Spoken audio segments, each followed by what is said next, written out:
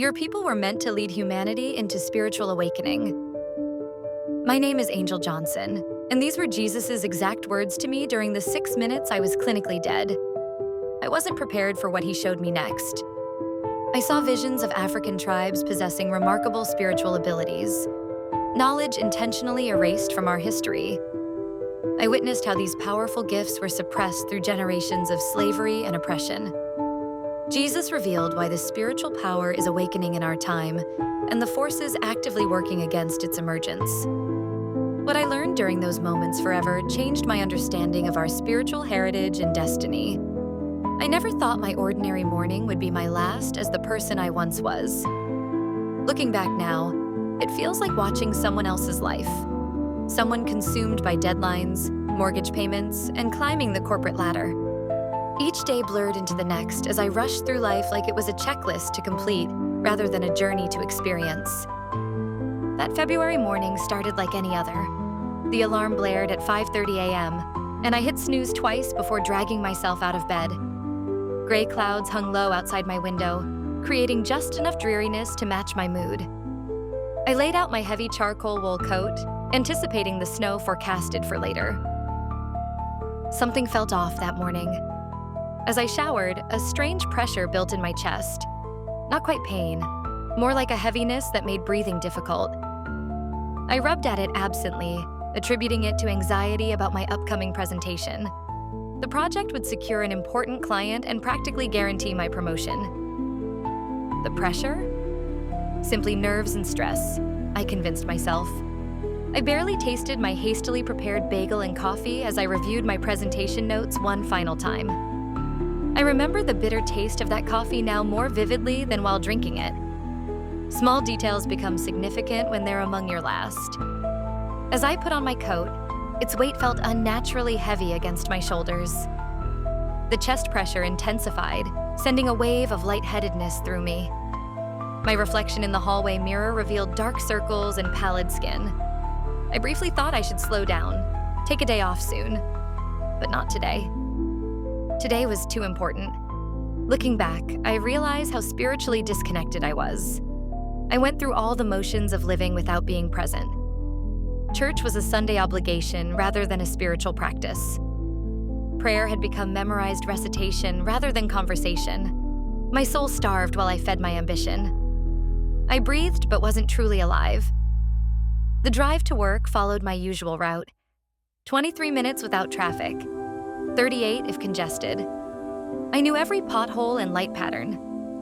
My mind rehearsed opening lines and anticipated questions while the radio played some hit song I'd heard a dozen times that week. The pressure in my chest ebbed and flowed, but I pushed it aside. Just get through the presentation, I told myself. Then you can rest. I approached the intersection of Maple and 14th, accelerating through the green light as I had hundreds of times before. My dashboard showed 8:32 a.m. It was making good time. A flash of red appeared in my peripheral vision, moving too fast, in the wrong direction. A delivery truck barreled toward my driver's side, running its red light at full speed. Time slowed. Every detail crystallized with unnatural clarity. The bright red truck with white lettering I couldn't quite read. The driver's horrified expression.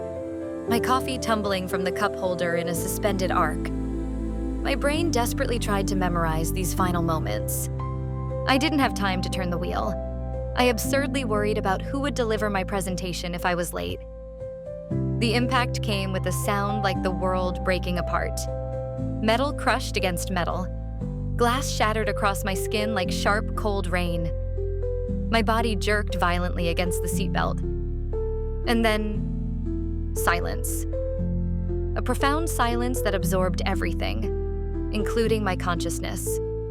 What happened in those next 6 minutes, the 6 minutes medical records later confirmed I was clinically dead, changed everything I understood about life, death, and purpose.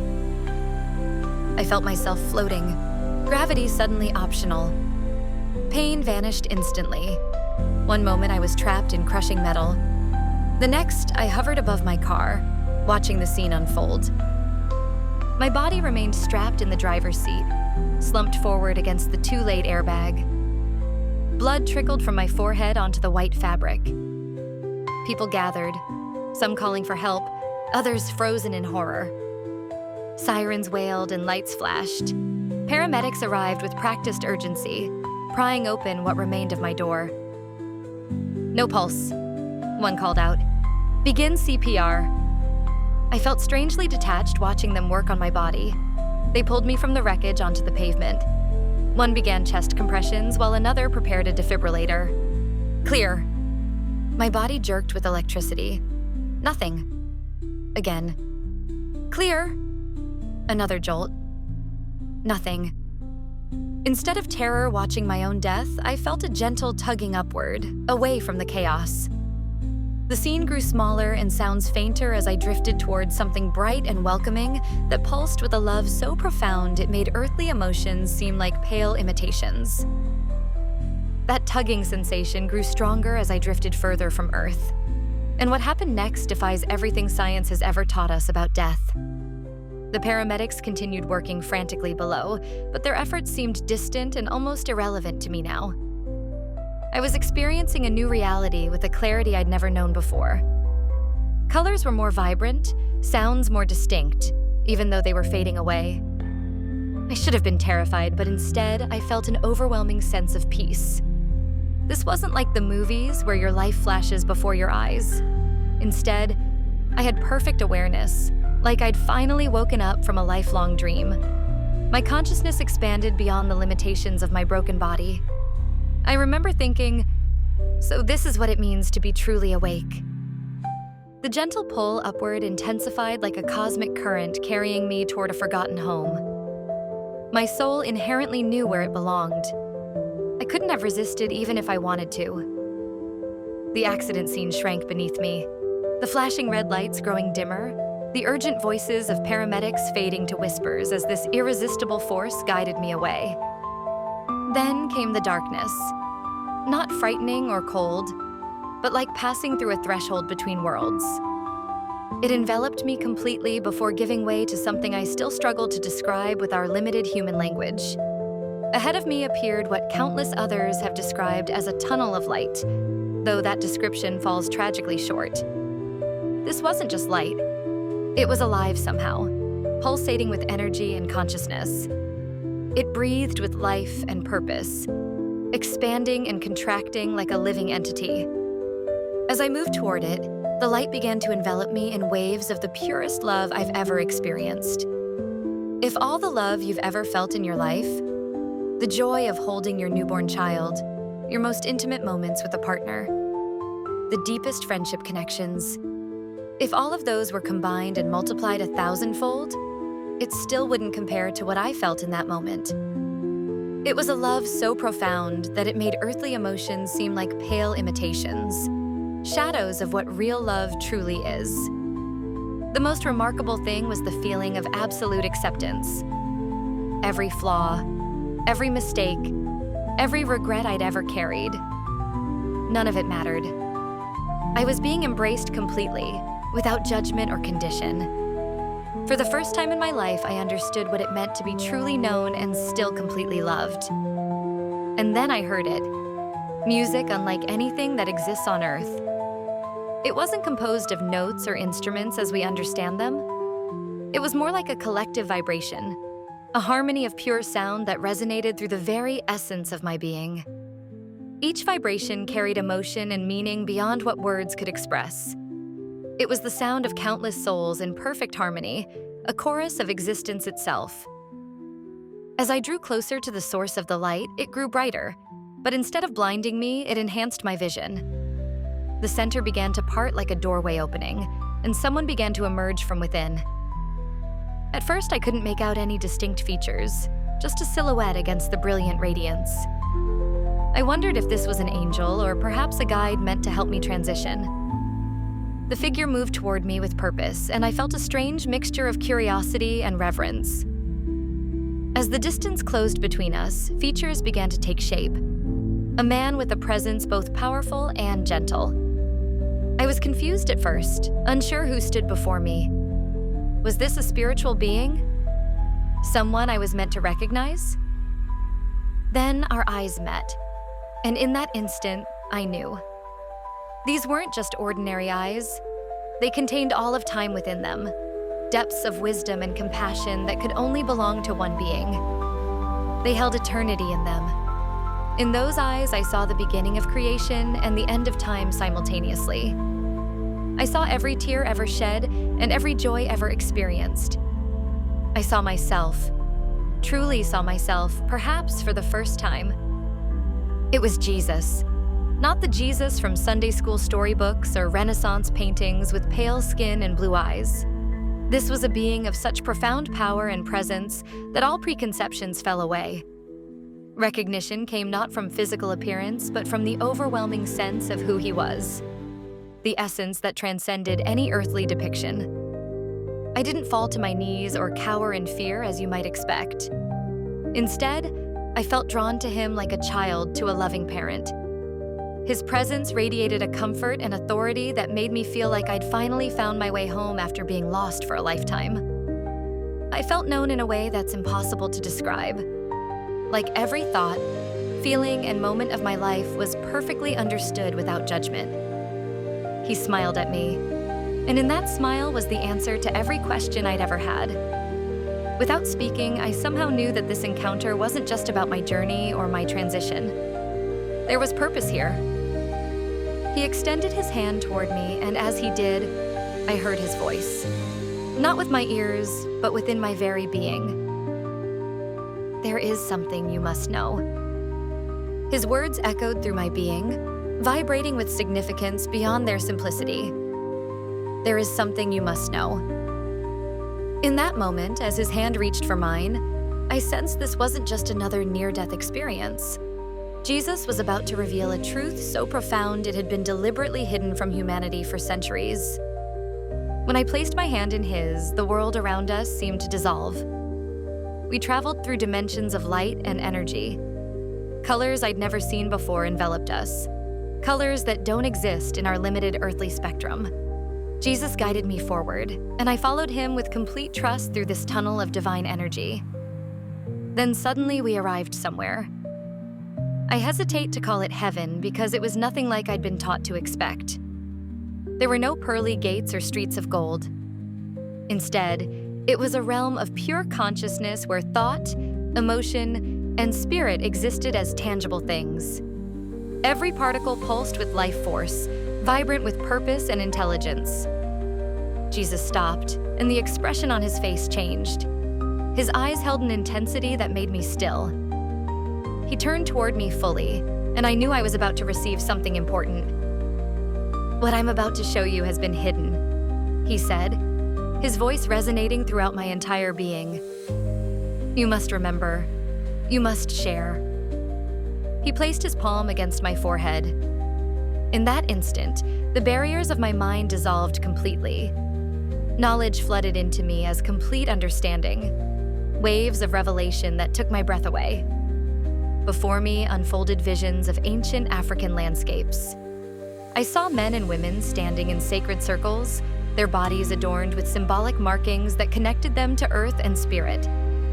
Shamans raised their hands skyward, and light descended, entering through their crowns and flowing through their bodies like luminous rivers.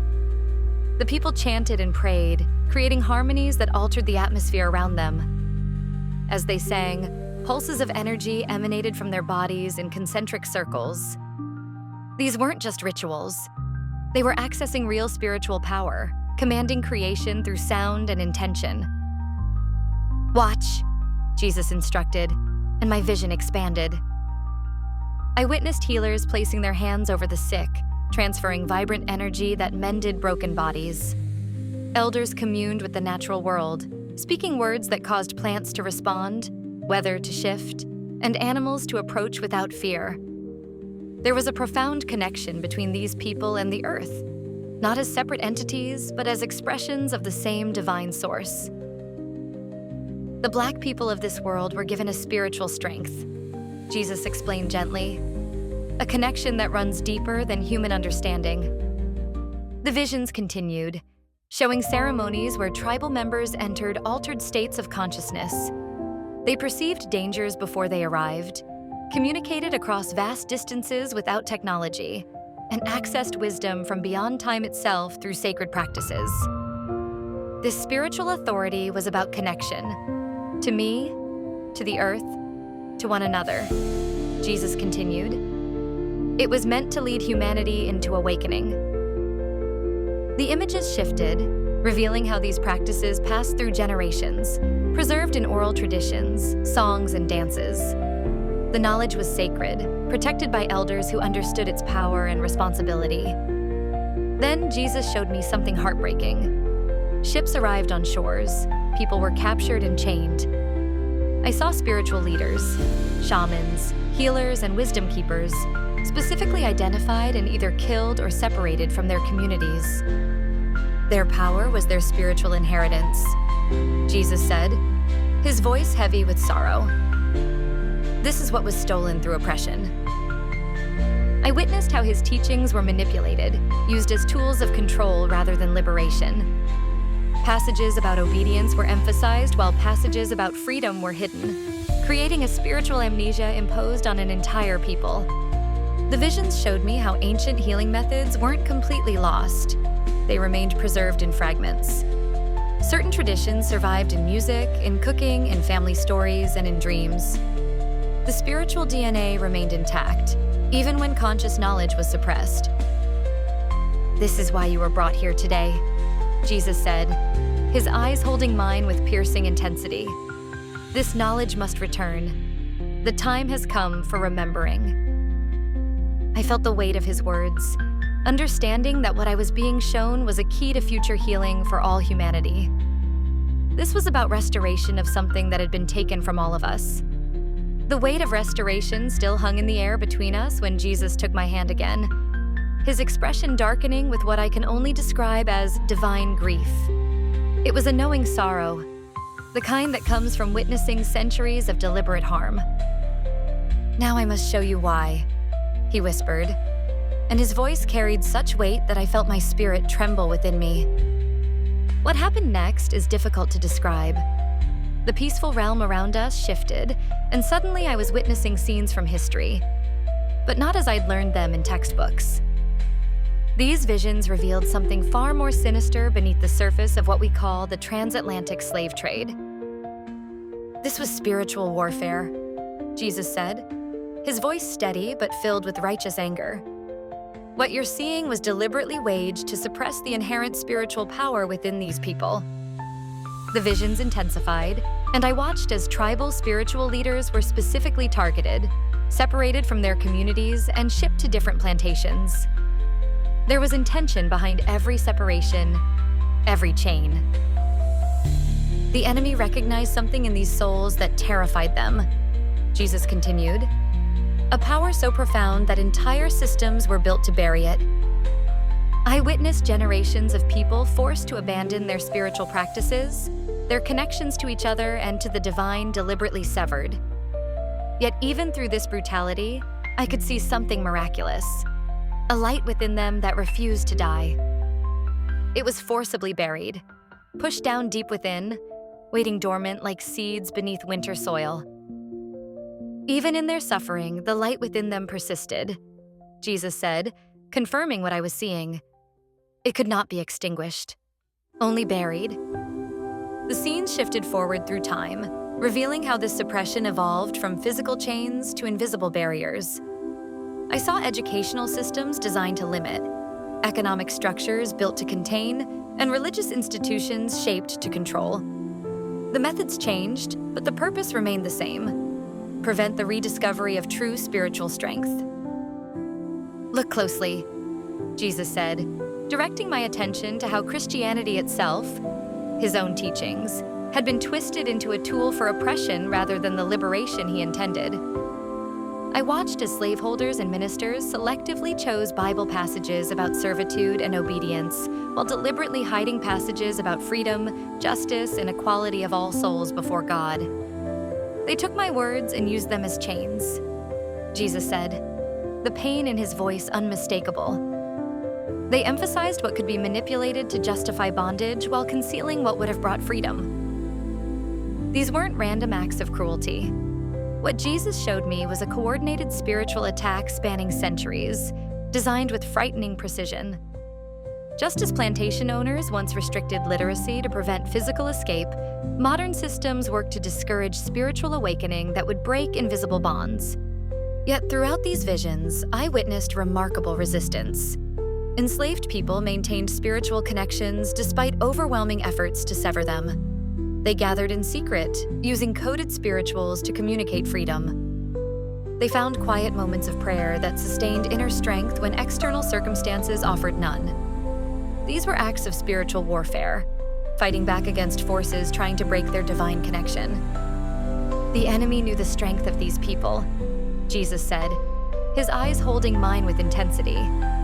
That's why they were targeted. The chains were about imprisoning souls, not just bodies. I understood then that what I was witnessing wasn't simply historical injustice, but a spiritual battle continuing today. Modern barriers, from discriminatory policies to distorted media representations, function like evolved forms of the same suppression, more subtle but equally effective. Like plantation architecture that kept enslaved people physically separated, today's digital divides and economic boundaries work to prevent spiritual community and awakening. What you must understand, Jesus said, is that this battle was never truly about race as humans understand it. The enemy recognized the spiritual authority these souls carried and feared what would happen if they fully claimed it. I saw how this suppressed spiritual power was meant to be a blessing for all humanity, a healing force, a connection to divine wisdom that the world desperately needs. The heaviness of this revelation washed over me. I had come expecting to learn something important, but this was beyond anything I could have imagined. A cosmic perspective on suffering that revealed purpose and power where history had only taught me about victimization. The cosmic revelation of targeted spiritual suppression left me stunned, but Jesus wasn't finished. His expression softened as he turned my attention to the present day.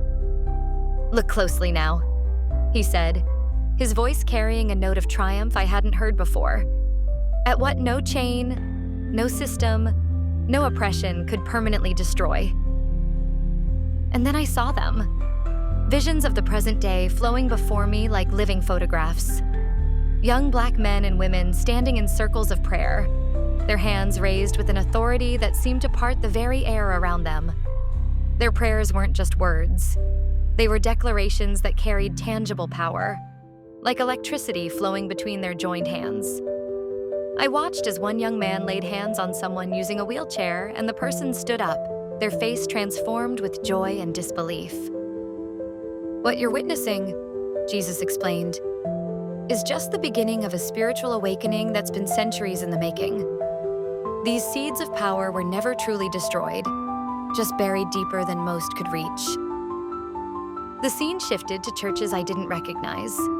Not the staid institutions weaponized against Black communities, but vibrant gatherings where worship transcended mere emotion. I could see spiritual chains shattering around people as they raised their voices in songs that felt older than time itself. "These aren't just songs," Jesus told me. "They're ancient keys being remembered. The melodies may be new, but the power flowing through them is as old as creation itself." I noticed something remarkable. The worship wasn't about escape. It was strategic, purposeful. These communities were engaged in spiritual warfare, consciously reclaiming territory stolen generations ago. "Now watch this," Jesus instructed, his eyes sparkling. The vision shifted to creative restoration. Black artists, musicians, writers, and dancers created works carrying genuine spiritual power. A young woman painted with colors that seemed to move and breathe. When people viewed her art, something unlocked in their hearts, like ancient seeds finally finding water and light after centuries of dormancy. Art was always meant to be a vessel for spiritual power, Jesus explained.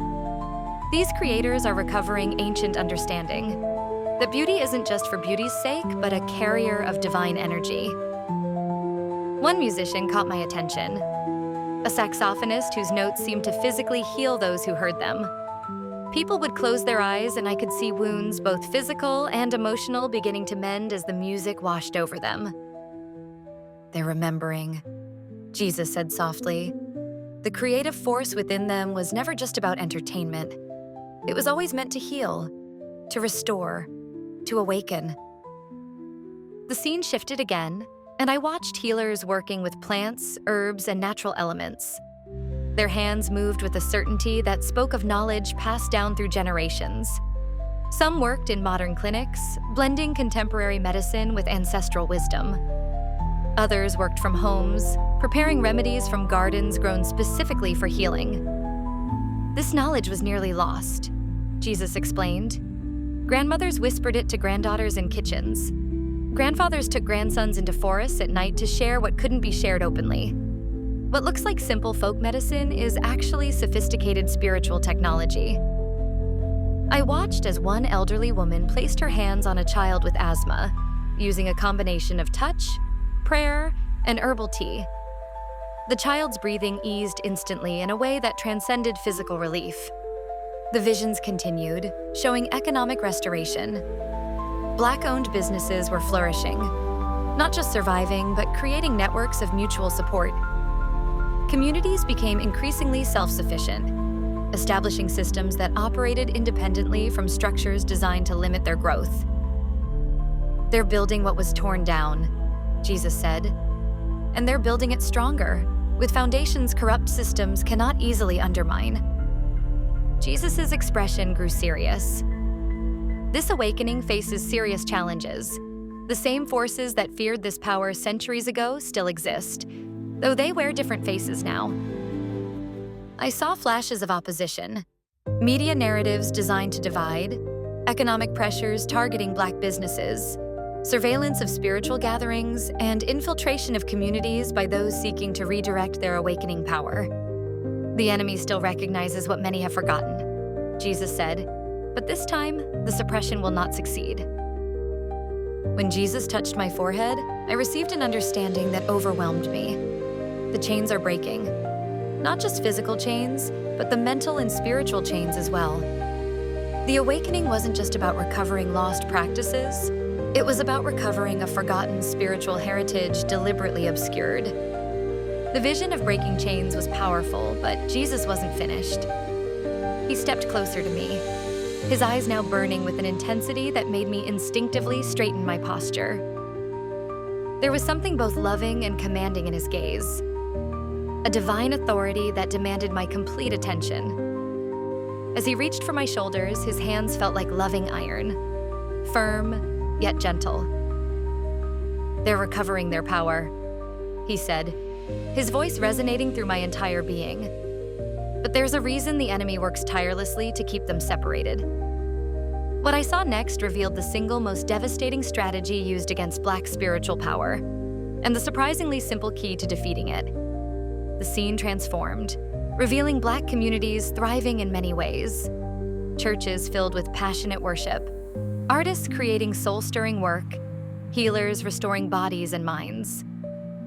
But as my vision widened, deep fractures ran through these communities, invisible walls preventing their full potential. "Look closer," Jesus instructed, his voice somber.